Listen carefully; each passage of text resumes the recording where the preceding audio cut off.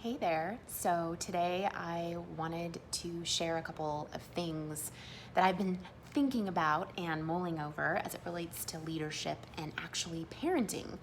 I'm just blown away at the parallels between being a parent and learning how to be a good leader in the workplace. I think um, anyone can learn great leadership skills regardless of if you're a parent or not. But if you are a parent and you raise children, you learn so much just organically about leadership and how that can be applied in the workplace. So I've been thinking a lot this week about the idea of getting excited about what your team or your employees are excited about.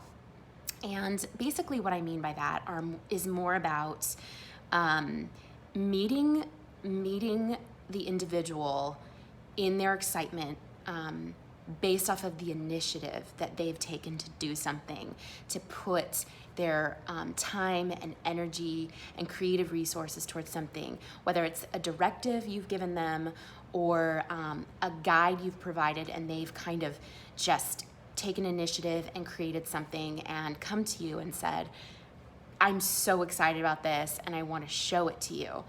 So I've been thinking a lot about that and how crushing it is for the employee to be met with just complete underwhelm. And I liken this a lot to what it means to be a parent. And my youngest, who is 7, is extremely creative, and she creates art projects, and it's all over the place, consuming our home. And if she comes to me with a picture that she's made for me, usually that she's done on her own, I haven't asked her to do this, she makes some sort of project, and she comes to me and says, Mommy, I made this for you, and she's just beaming with excitement. What kind of parent would I be if I said, you need to change the colors on this part here. I kind of wish you would have used a different paper. No, that's just ludicrous. We celebrate them and it's not because it's good, right? It's because they have taken their energy and their resource and put it towards something that adds value to their life and to mine.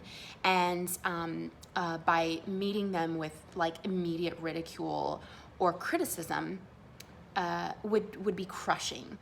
And it would also diminish the level of trust, so that the next time my child has something to share with me, they're going to be thinking more about my needs and trying to do something perfectly by meeting some sort of standard that they can't fit into. They've already decided and believe, oh, what mommy didn't like this last time, so how do I make this right?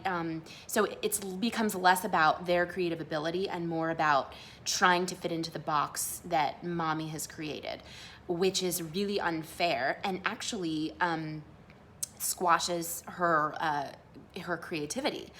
Another outcome of that could be too that she just gives up altogether and doesn't want to create stuff because it's never good enough.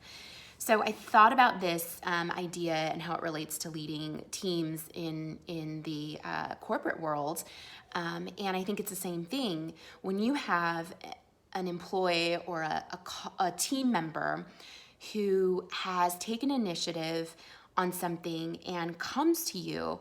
As a leader, it's your responsibility to meet them with the same excitement for recognizing the fact that you used energy towards something that you think adds value here. That means you care about what you're doing here and you care about making this a better place.